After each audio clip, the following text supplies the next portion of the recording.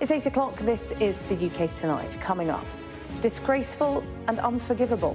That's how some survivors have described the decision to demolish the Grenfell Tower. Nearly 8 years on, families are still waiting for justice for their loved ones.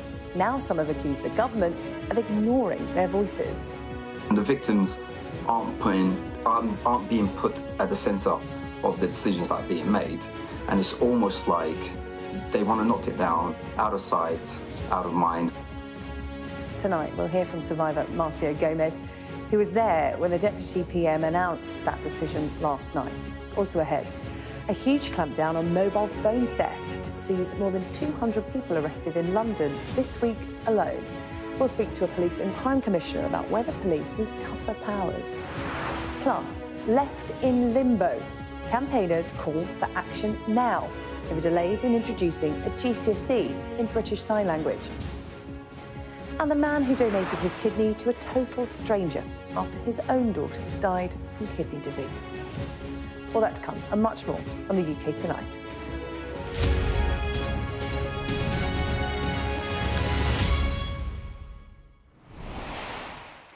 It has been almost 8 years since the devastating fire which tore through Grenfell Tower in West London, killing 72 people in the worst disaster of its kind since the Second World War. And after all these years, families are still waiting for justice for their loved ones. The tower itself has remained a symbol in the London skyline, with a green heart at its top. But now the Deputy Prime Minister has told survivors that the building will be demolished. It's a decision that's prompted anger amongst bereaved families, many of whom say the government is not listening to them. Molly Malone has our first report tonight. The message at the top of the Grenfell Tower block, forever in our hearts, a permanent reminder of the 72 people that lost their lives. Now, a decision to dismantle it has left a community divided. Families who lost loved ones feel it's come without proper consultation. This conversation is so sensitive, so sacred. This is the last resting place of our families, whose death was clearly avoidable.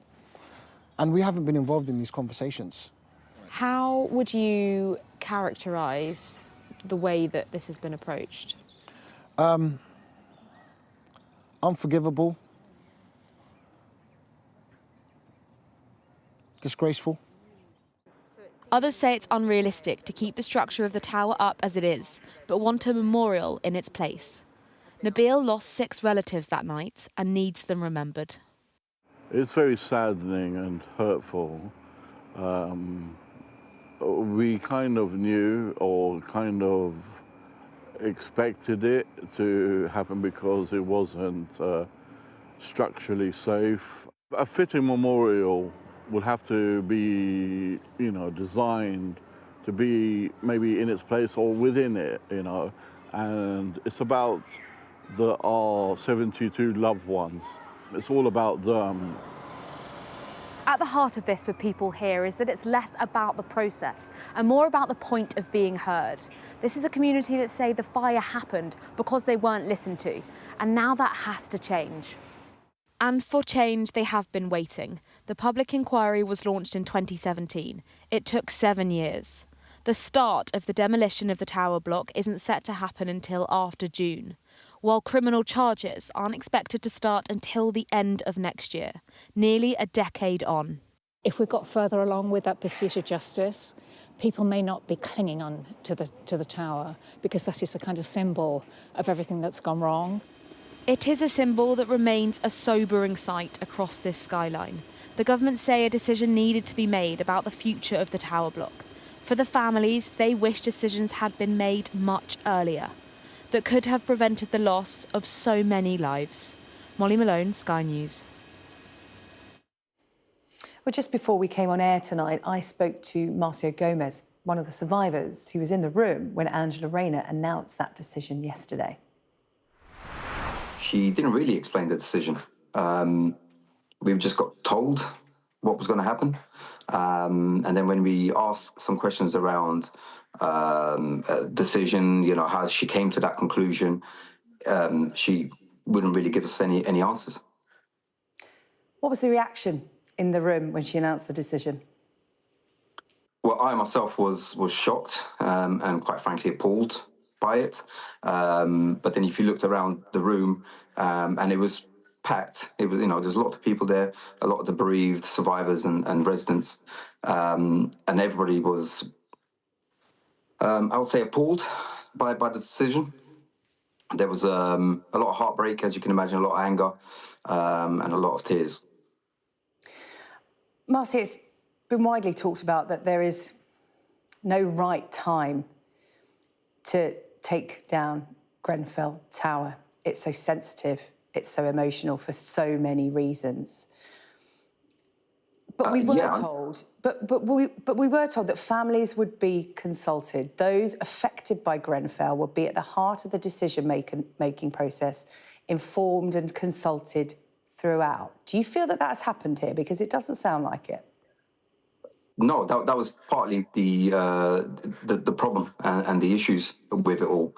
The consultation was, in my view, minimal. To say that they consulted with the community, but they didn't really consult with the bereaved, the survivors, and the residents of the tower. And in my opinion, the communities, the greater communities, is many, but the centre of this should be the bereaved, the survivors, and the former residents of the tower. And I can say, in the meeting, I think 90% were not consulted with, including myself, including my ex-wife. Nobody was consulted with. Nobody knew what was happening.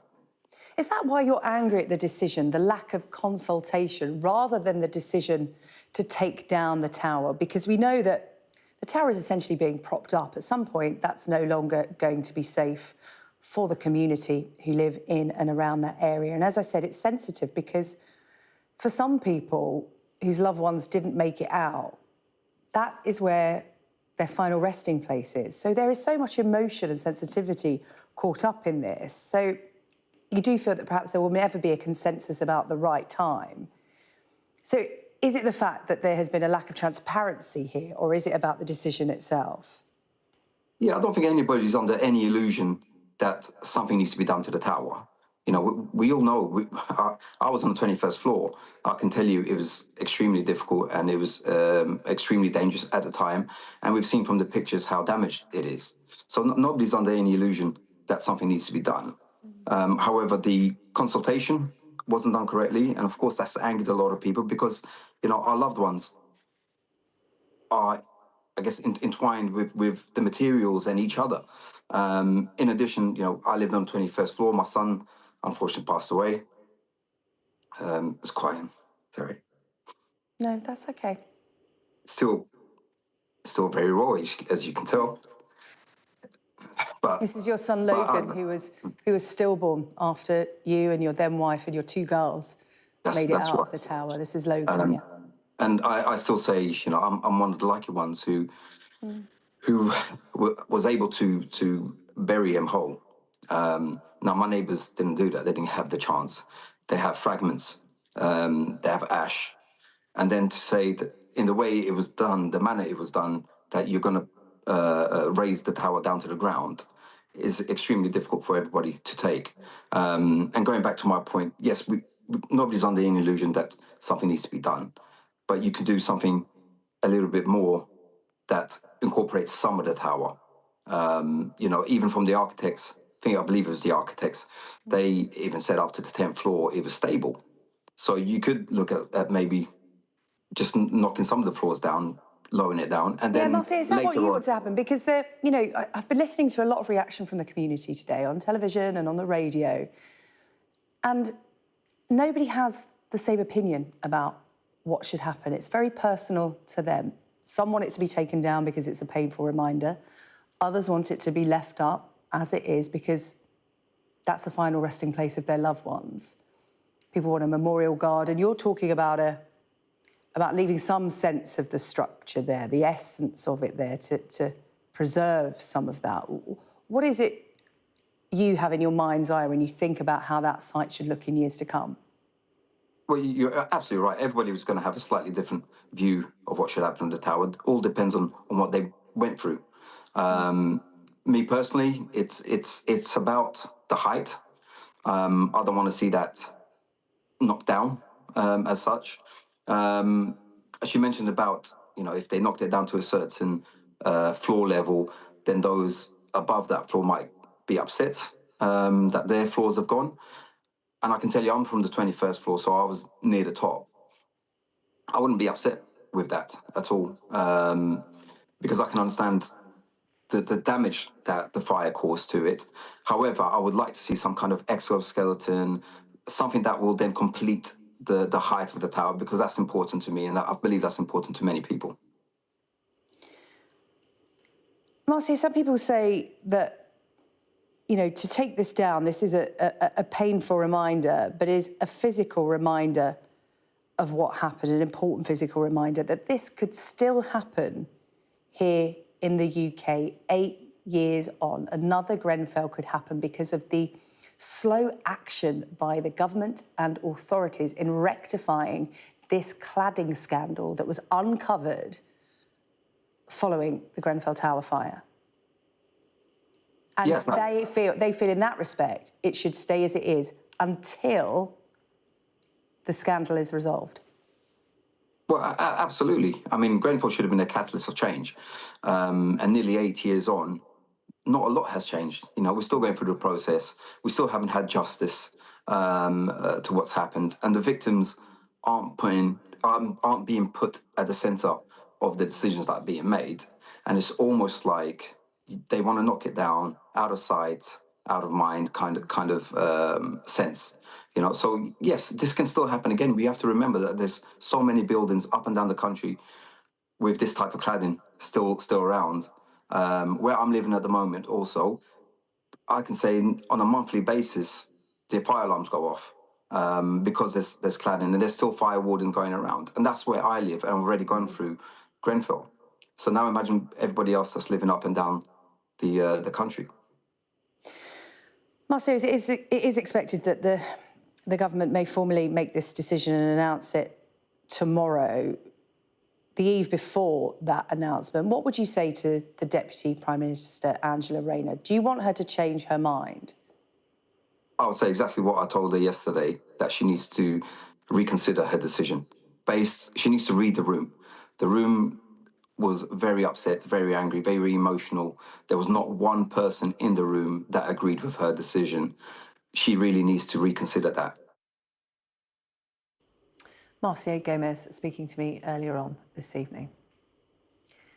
The Home Secretary has promised action to crack down on the theft of mobile phones. This is after the Metropolitan Police seized more than 1,000 stolen devices in just 1 week. It is a crime that is on the rise, with the trade in stolen phones on an almost industrial scale worth an estimated £50 million a year. Police say they need the tech companies' help by making devices easier to lock and therefore harder to sell on. But for victims, all too often, it feels like offenders are getting away scot-free.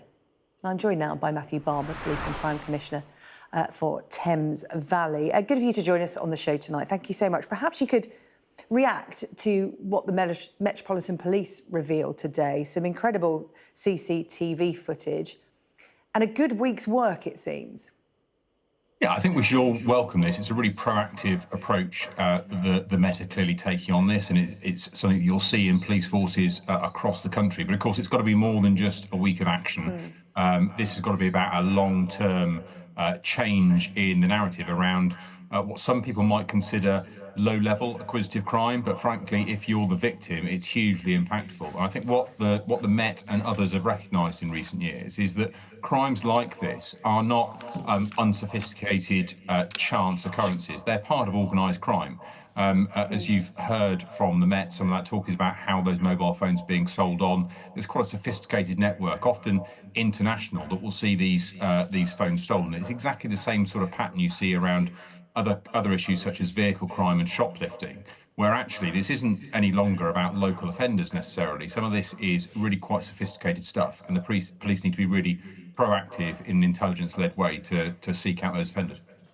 Yeah, how much work will have gone into this week of coordinated effort, because the Metropolitan Police are talking about plainclothes police officers targeting coordinated activity across London. We saw their raids, mobile phone devices being tracked and intelligence used to pursue those stealing the phones and where they were being stored. We're looking at people being sentenced to a combined 18 years in prison after handling more than 5,000 stolen phones. So it's a condensed amount of activity in a week. I'm trying to figure out how much work went into that, because people don't want to just see a week of action. They want to see this being tackled on the daily. Absolutely, and this would have been a significant piece of work by the Met. But actually, what's really important about it is the proactiveness of this.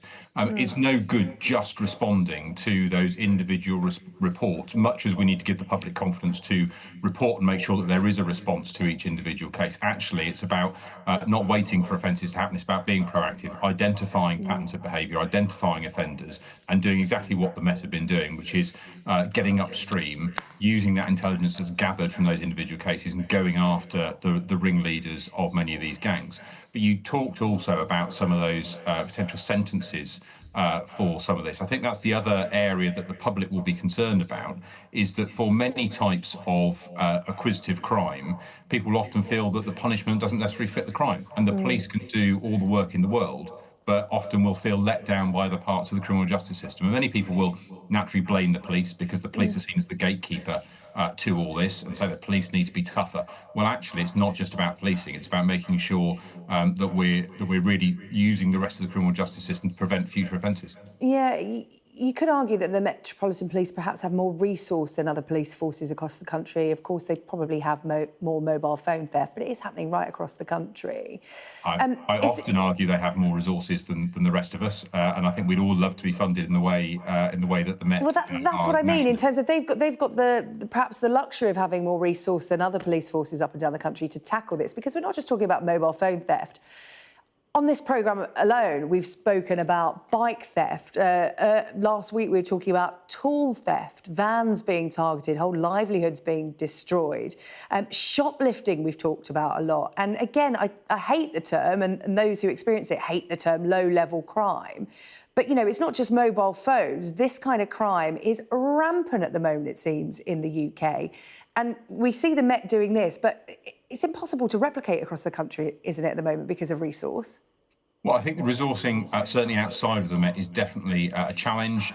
We've been in Thames Valley increasing the number of officers we've got in neighbourhood policing roles. I want to continue to do that. But frankly, times are very tight at the moment. The increase we've had in funding from the government doesn't match our increase in inflation costs alone. So we're having to make other savings just to stand still. But actually, what underlines that is you're right. I don't like that term low level either. But effectively that sort of traditional acquisitive crime, perhaps the theft, the burglary, the robberies that people will think of.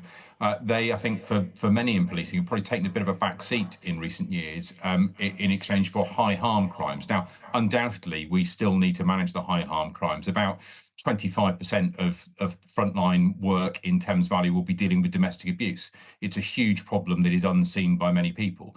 But alongside doing those high harm offences, we need to make sure there's space in policing for the things that most people will be concerned about in their daily lives. And that's things like, you touched on tool theft and vehicle crime. That can ruin someone's livelihood. Mobile phone theft. That's not victimless. Shoplifting is a huge issue for businesses up and down the country. We're doing a lot locally. I think forces across the country are doing a lot to tackle those issues.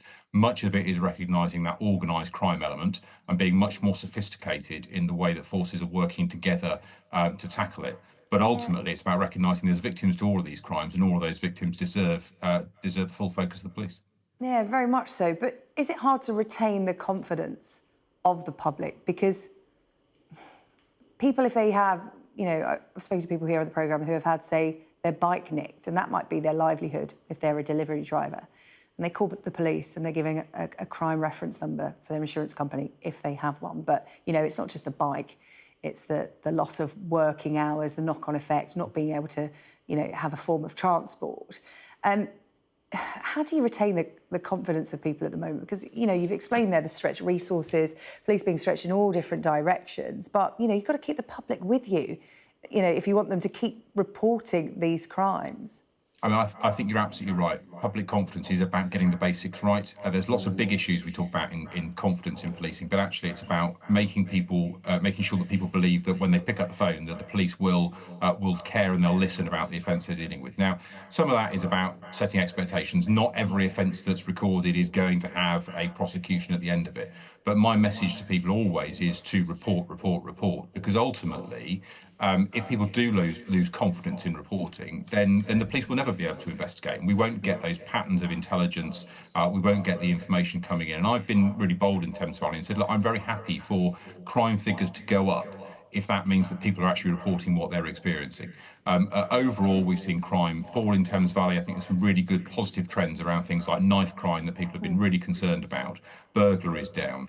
But actually, some of those other issues like vehicle crime, like mobile phone theft, shoplifting, I want to make sure we've got a true understanding of what is out there. If that in the short term means that the crime statistic rise, then so be it, because what we need to do is make sure that the public have the confidence to report to the police and make sure that they get the response they need. Matthew Barber, always good of you to come on the programme to discuss these kind of things. We really appreciate your time. That's Matthew Barber, there, Thames Valley Police and Crime Commissioner. Thank you.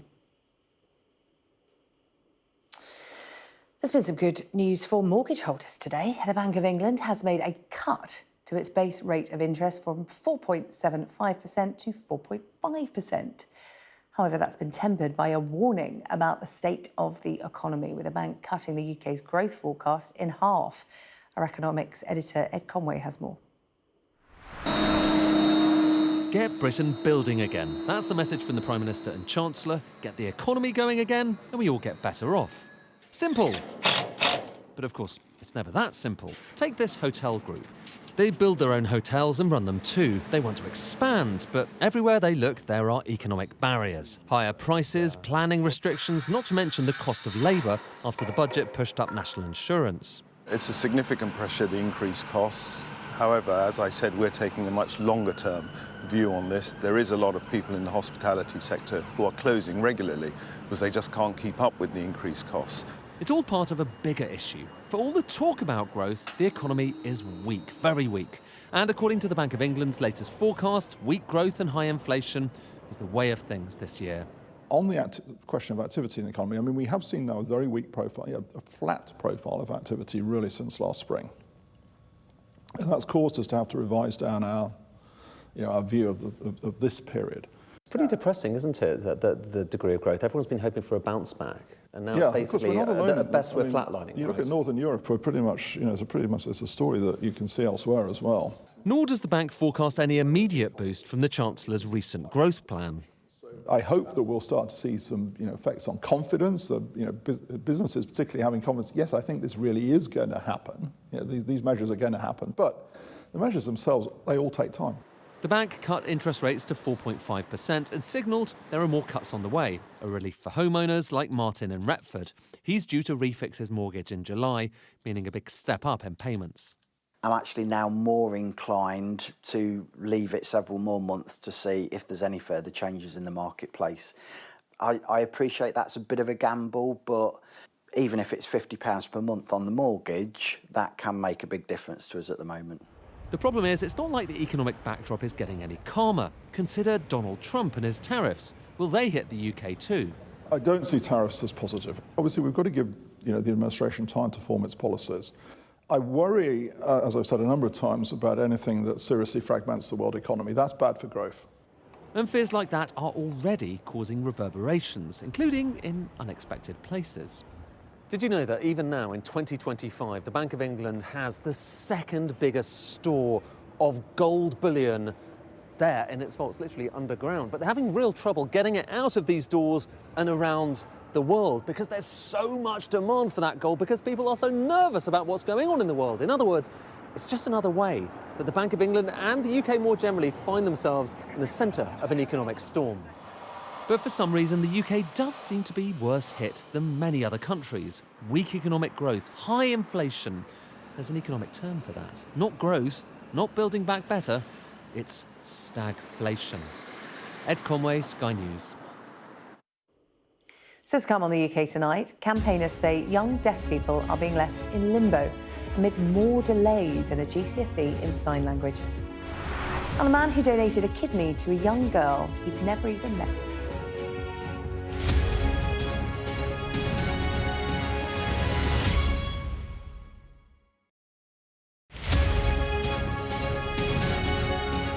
There's always more to the news than a headline. We want to discover, to delve a little deeper, to find out what's really going on. Explanation, analysis, the people at the heart of every story. I'm Neil Patterson, and this is the Sky News Daily Podcast. Alex Crawford joining us now from Ukraine. Their personal possessions are all scattered around the place. Our economics and data editor, Ed Conway, try and make sense of the big numbers for us. Things can change incredibly quickly, and that's what they have done. So, by the end, we'll hopefully all understand what's going on in the world just that little better. Available wherever you get your podcasts. It felt akin to riding into some sort of Armageddon. Many other areas have been hit badly. There are shells coming in every few minutes. I'm Alex Crawford and I'm Sky's special correspondent based in Istanbul. Oh! Getting up close and personal with a rhino. This is what makes the job so fantastic.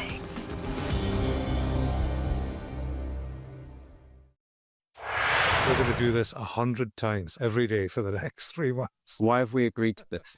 Raises many questions about many things. Actually seeing people impacted, she was so upset. It was powerful. They kind of couldn't believe they were being berated here. Very much on my terms, I think was the subtext. News happens fast around Donald Trump. It was a kind of wow moment. Yeah, that's what it feels like, doesn't it? It's Trump world, and we just live in it. So, where next? Follow Trump 100 wherever you get your podcasts. We aim to be the best and most trusted place for news. Greg Milam, Sky News, Manchester.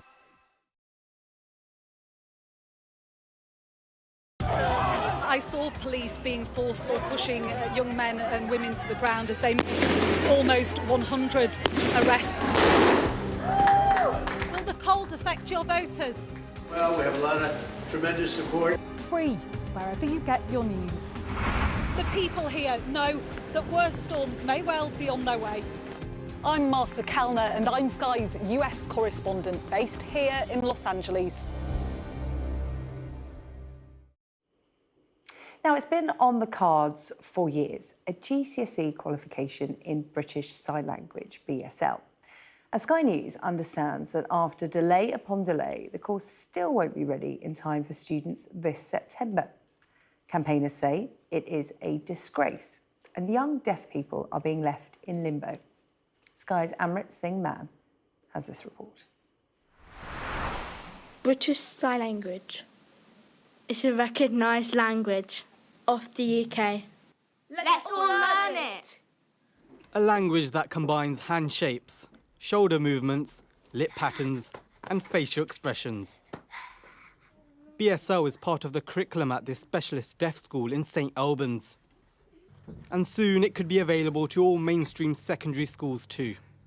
Opportunities for the deaf are limited right now, but they'll grow in the future. In 2023, the government announced that BSL will be taught as a GCSE in England from September 2025. But Sky News understands the qualification will now be delayed. How long do we have to wait? Frustration among those who've campaigned for the subject for over a decade. There's no reason why this GCSE shouldn't be available now. Deaf young people have been campaigning for so many years to get this GCSE in place, but they've just been left in limbo, and it's a disgrace.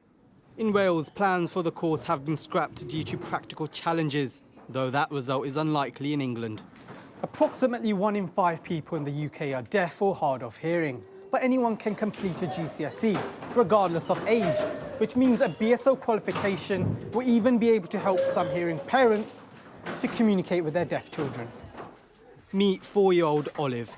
Her parents have taken it upon themselves to learn their daughter's first language, and it's not been cheap. 3.5 years ago, my husband and I started learning BSL. It's cost between us nearly £8,000, which isn't accessible to many people, and it's something that I believe should be funded. So I think a GCSE in BSL will be a game changer all around. From my own personal perspective, If my eldest daughter, she's hearing, learnt BSL alongside her hearing friends, and they came to visit us and Olive and could communicate with her fully, that would just be life-changing for the whole family, and especially for Olive. A spokesperson for the Department for Education told Sky News, "We continue to work closely with the exams regulator Ofqual to deliver the BSL GCSE as quickly as possible while ensuring the new GCSE is high quality and rigorous." Ofqual is finalising their proposed assessment arrangements for public consultation, and their technical consultation will be launched in due course. A new date for the GCSE is up in the air. It could be as early as September 2026, or even take several more years. The government, understandably tight-lipped for now. Emmott, Sky News. Well, joining me in the studio tonight are John Walker, Chair of Signature, the UK's leading body for deaf communication qualifications, and his interpreter, who you saw a little earlier there, Marco. It's good of you both to be in the studio tonight. Thank you, to talk about Amrit's report. John, why do you think this qualification has been delayed? Yeah, the qualification, GCSE qualification, have processes they have to go through. And the unfortunate case is that GCSE, in this case as a BSL GCSE, was not an off-the-shelf GCSE that could be renewed or changed and modified. It was starting from scratch. They had to start from scratch, and they had to go through processes of consultation and to make sure that when it is established, it's going to be a successful GCSE for all children. So although was predicted 2025, but we think that now is not even going to be 26, but probably 2027. That's when the first class will take place. 2027, that's some delay. Why is it so important that this is brought into the classroom as soon as possible? It is important because for deaf children themselves in schools and never had qualification in sign language so far. They all have qualification. They're assessed or, made about English, and therefore this would be the first time in their life, perhaps, they would have the chance to be assessed in their own language, or at least a preferred language for some. And it's important also to the hearing peers as well, because in the future they might become doctors, dentists, social workers, other professionals as well, where deaf people could communicate with them directly without an interpreter required. They become the next future society where we can go to shops and places and be supported and help in basic communication with them without having to struggle or having to bring interpreters. So it's a bit of a utopic dream that could be achieved throughout it. And do you think it's essential, not just because it is a qualification, but how it can change the fabric in society of, in terms of in schools, you may not take French GCSE, but you have some basic understanding of it if you've heard it in the school system. And this could be the case with BSL. And what a change to society that could be. Absolutely. It would be an amazing opportunity, a big shift from having to communicate and engage and travel, even overseas. Sign languages are different, but at least if you have the basic on one sign language, you can at least interact. And for children themselves, a different way of learning is a visual approach. Sign language is a visual language, and therefore they will utilize that more. The practicalities of making this happen, you've said it's not,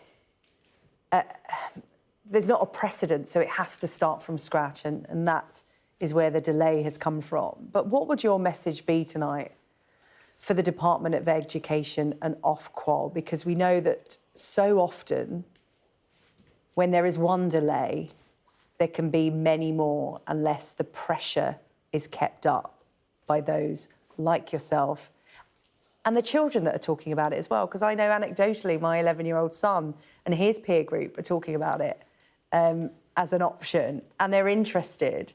So what would your message be for the Department for Education and Ofqual tonight? I think it's important that we continue with the development of the qualification that is strong and right and can be effective and suit both deaf and hearing children. So that's an important message to make sure that is achieved. But we are here to support both Ofqual and DFE, the Department of Education, in order to expedite, if possible, the development of this qualification. I think the message is get a move on, isn't it? What is get a move on in BSL? Because I think that would be useful for everyone. Get a move on. Get a move on. Wonderful. John, it's been a pleasure to have your company in the studio tonight. John Walker there, Chair of Signature, the UK's leading body for deaf communication qualifications, and his interpreter. Doing a star turn for us tonight, Marco. Thank you so much. Thank you both, gentlemen. Thank you. So to come on the UK tonight, I speak to a man who gave a kidney to a complete stranger. You can hear his story next.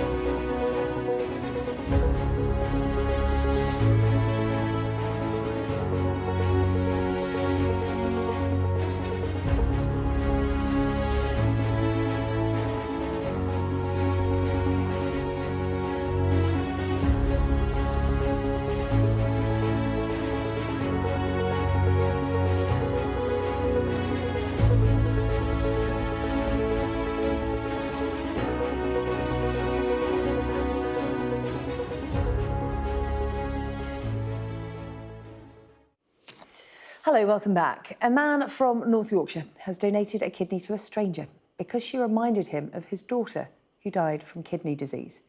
Andy Emmett's daughter Sarah died at the age of just 8, under a year after receiving her own kidney transplant. And when Andy saw the appeal to help an 11-year-old girl called Amber, he felt that he had to step in. My daughter had kidney disease, my daughter Sarah, who we adopted at a very young age. And we couldn't get a match for Sarah, so we went to an appeal and a kind stranger donated a kidney to her. I was always going to give Sarah a kidney or put a kidney in the pot into the kidney sharing scheme, but that never went ahead because of COVID and everything shutting down. And eventually Sarah got a transplant, but unfortunately we lost her just one day short of a year after she received a transplant. So I never put a kidney in the pot, and then I was looking on social media because I watched the kidney stuff, and having a kidney kid, you sort of like follow the other stories of other families that have got kidney kids, and I just saw this appeal on one of the social media platforms, just somebody highlighting the plight of their daughter, and I just saw the similarities between their daughter and my daughter, and I just messaged him and said, yeah, she can have one of mine. Told him to contact his transplant coordinators at Great Ormond Street, to contact our transplant coordinators up here in Leeds. And then I found out I was a really good match, and lo and behold, on the 5th of November, I had one of my kidneys removed, and the little girl had my kidney placed into her, and all accounts she's doing well. Andy, you talk about it so casually, but it's a big thing to do to donate a kidney, and you've given a really good sense of why you felt compelled to do it, why you were so passionate about it, because of Sarah, who was just 8 years old. Perhaps you could tell us a little bit about her, because, you know, she's the inspiration for all of this. Yeah, Sarah was our inspiration. Myself and my wife Ellie, we used to be foster carers, and we would foster babies and move them on to adoption. And we picked Sarah up. She was a day old from hospital. And not long after, we realised there was something wrong. We took her into the Leeds General Infirmary Children's Hospital, where she was diagnosed with a condition called congenital nephrotic syndrome. And throughout all the problems that she had in hospital, she was just like a little ray of light. She melted everybody's heart. I mean, she was small in stature due to the kidney problems, but she had a massive character. And we you know, when we lost her, we miss her dearly. And we went through so much hardship and pain and anxiety and anguish with Sarah. And I just saw that there was another family going through the same. And I just thought, I was always prepared to give a kidney. So I just thought, why not give a kidney? Save somebody from the pain and anguish that we've been through. Yeah, Andy, you've done this with your daughter as your inspiration, and in her memory, really. So how does it make you feel to know that Amber is out there living a full and rich life because of your donation? It makes me very happy. Yeah, it makes me very happy that I've given the gift of life to a child, because a stranger donated their kidney to Sarah. So I couldn't really ask somebody to do something that I wasn't prepared to do myself. And it's in Sarah's memory, but yeah, I was just happy to put myself forward and step up to the plate and give a kidney. Yeah. And it just really fills me with happiness and joy that, you know, that she's got a kidney. The only sort of like sadness I do have is that I couldn't do it for Sarah. Yeah. I would love to have given Sarah my kidney, and maybe if she'd had my kidney, she might still be here, but that's neither here nor there. It's just, yeah, Amber's doing well, so that's all that counts at the moment. What would you say to anyone who's thinking about putting themselves on the register, exploring this? Because commonly we talk about giving blood, and people do that regularly. People look at kidney donation and see that as a big step, a big impact on their own health. Perhaps you can give us an insight into this, because you're well placed, you know all about it. Like you said, you've been through it yourself now. Yeah, well, one thing, if you're going to do it, you need to be sure. You need to be sure you're going to go through it, because there's nothing worse than giving parents or somebody false hope, saying, yeah, you can have one of my kidneys, and then everybody's really excited that they're going to get the gift of life, and then it doesn't happen. But you get a full MOT from your transplant coordinators. They check and make sure you're fit and healthy.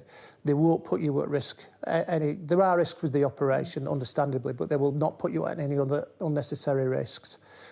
And you get checked up on for the rest of your life. You get 6 monthly checkup. I've got mine in May, and then after that I'll get checked every year for the rest of my life by the transplant team. There is some pain afterwards. It does hurt, I won't lie. They told me I'd feel like I'd been kicked in the stomach by a mule, and yeah, they were right, but within 6 to 8 weeks you're back up and running, and it's just no different to having 2 kidneys. You only need one. So as it turns you can live a normal, happy life with just one kidney. Yeah, well, you know, and as you said, you've given the gift of life to a young girl who so desperately need it, and you've done it with your daughter, Sarah, in mind. Andy, well done. I think everyone that's going to watch this interview is going to say well done. Thank you. And in terms of, raising awareness of kidney donation, the impact it can have. This is a marvellous example of that. So thank you for sharing your story with us, Andy. I really appreciate it. Take care of yourself. No, you're welcome. Thank you for letting me tell my story. Now, Princess Anne returned to the intensive care unit where she was treated after her accident with a horse today, saying that the visit helped her fill in the blanks of what happened. The Princess Royal says she has no memory of what happened in June last year, but she's thought to have been struck by the horse's head or leg. Until today, it hadn't previously been revealed that she had spent time in intensive care while she was treated at Southmead Hospital in Bristol. As I said, you've been filling in the blanks. I mean, it's partly from my perspective, it's really useful to know what kind of happened, because I seriously don't have any idea. And sadly, I don't have huge memories of being in here either, but I just know I was really well looked after, so thank you. But whatever you did, it seemed to work. Both the example and the recovery have been relatively straightforward, but thankfully. That isn't always true, so I'm really grateful. Coming up on the UK Tonight, a retriever retrieved the lifeboat crew swinging into action to save a dog swept out to sea. Plus, we'll preview round 2 of the Six Nations as both England and Wales make some significant changes.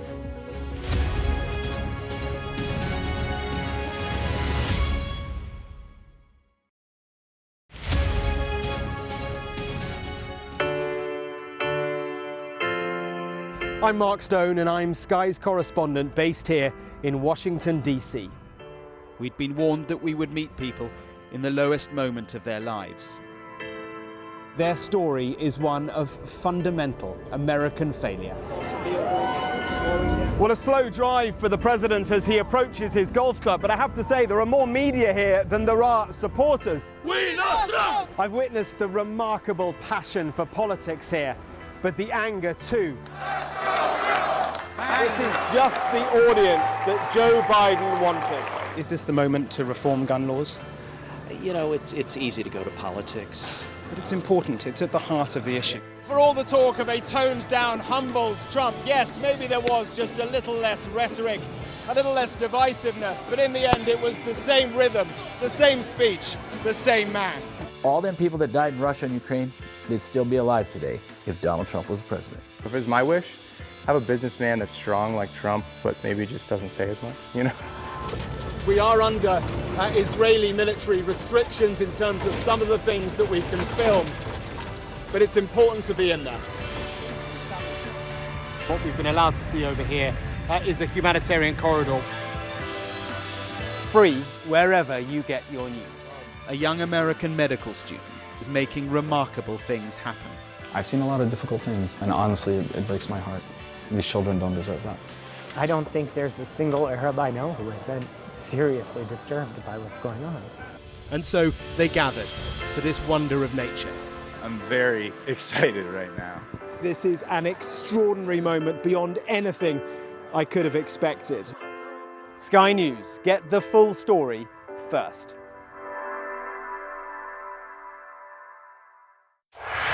Play Sky News. From the Sky News Centre at 7. Now that you're up to date, we can go into a bit more detail. Things can change incredibly quickly. Taken by surprise. Have you ever known a moment like this in British politics before? Yes. Cheers. We'll start with breaking news. Let's get the latest on the ground. So, by the end, we'll hopefully all understand what's going on in the world just that little better.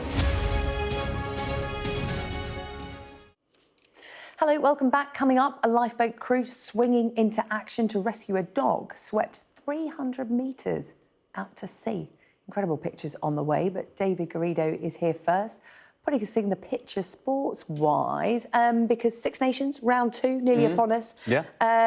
Steve Borthwick making some significant changes for England ahead of the weekend. What have we got? Yeah, I mean, we knew that the start to this Six Nations campaign for England was always going to be tough, taking on Ireland, reigning champions in the Six Nations, first up in Dublin, and then having France come to Twickenham. 3 changes made by Steve Borthwick, the most significant of which is the inclusion of fly half Finn Smith. Very brilliant young talent. He is very excited. We'll hear from him in a moment. Also, Tom Wood is coming in at number 8 and Ollie Slateholme at the wing. Means that we do have 2 Smiths in the England team because Marcus Smith, as a result, switches from 10 to 15. He plays at full-back, but we don't have double Curry. That's a shame. We have Tom Curry, who switches to the opposite flanker, but Ben Curry drops to the bench. Then we might still have, at some point in the game. That's such a lovely story, but they had that in the opening game. Yes, they did. Yes, They've they did. got much more time to come, Which, you know I'm what, sure. for a little while at least, they held out against Ireland, but in the end, the quality told. They were 10-5 up, and then Ireland ran away with it. They ended up losing 27-22. But as I say, you have to say, when you get a young player making his debut for England, and he's excited as Finn Smith is, then it just really puts a smile on your face. Have a little listen here. Look, it's any young boy's dream to wear the 10 shirt for England. Grew up watching some of the greats, Johnny, Faz, those guys. So yeah, to be told that I'm going to be wearing that shirt this weekend was pretty surreal, and yeah, I'm raring to go. So young. They all are now, though, So young and full of hope. You know, well, good luck to him. Good luck. You know, when you sort of, you meet sports stars, you talk about sports stars, and they're born in something ridiculous like 2006. Oh, stop. I know, we are getting to that stage in our broadcasting Yeah, we careers. really are. Yeah, OK. We really are. Let's talk about Wales, shall we? Because, again, making changes, Warren Gatland ahead of a big game for them.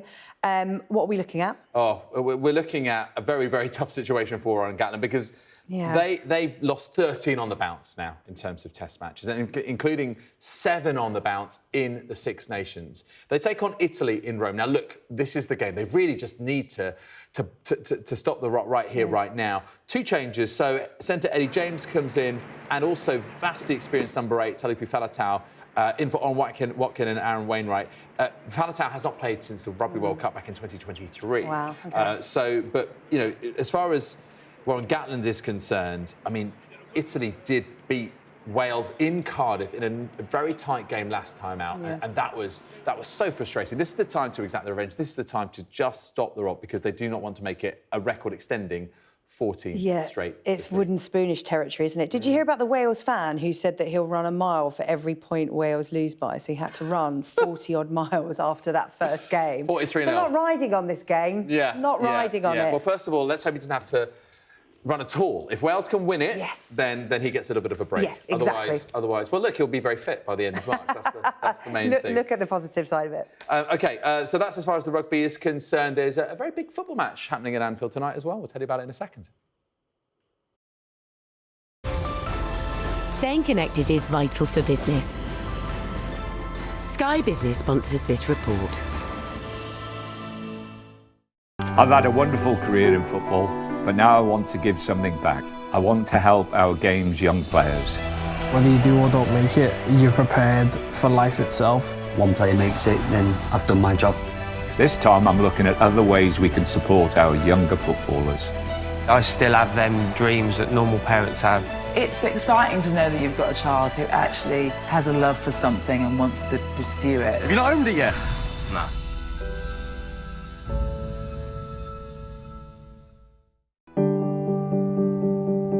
Southampton's academy has an incredible record of producing talent. And one of the biggest success stories has recently rejoined the club.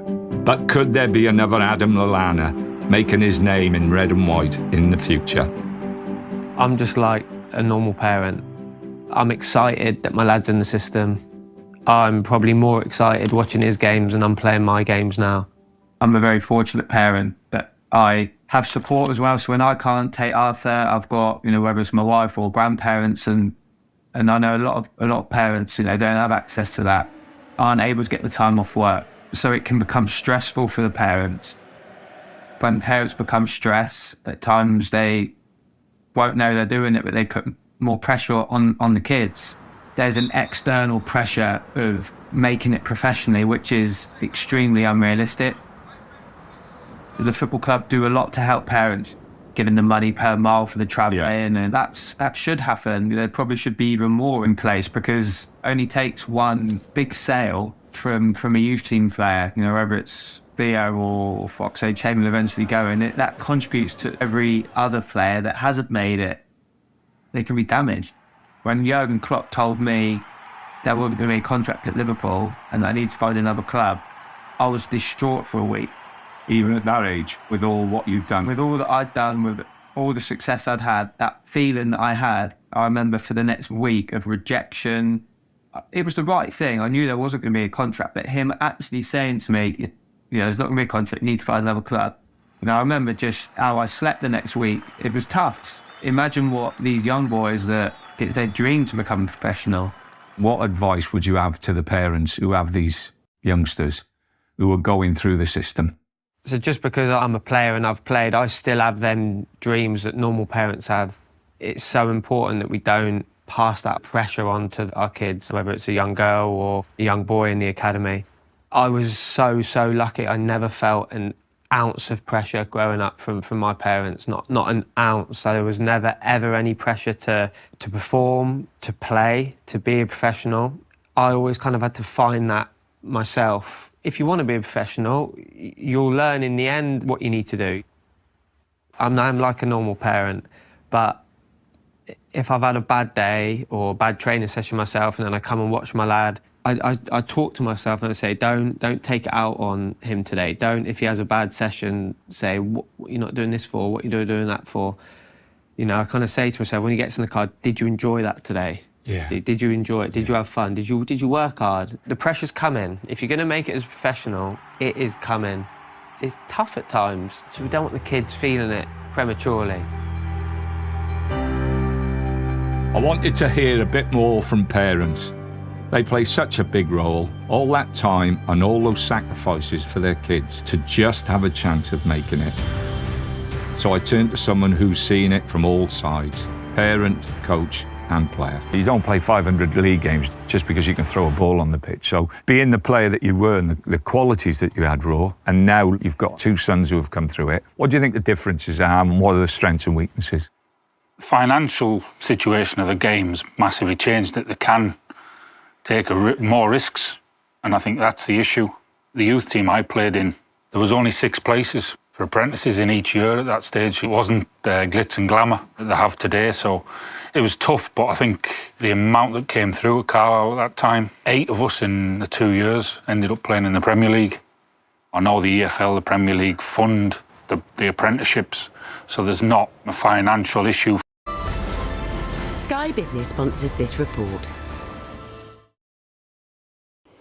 Before we go, just time to bring you some pictures that underline the brilliance of the RNLI. They rescued a golden retriever, Seren, who was swept out to sea in Porthcawl. Her owners only had her for 5 weeks before she bolted from them on the beach, went into the sea for a dip and was swept away. But thankfully, she was retrieved unharmed.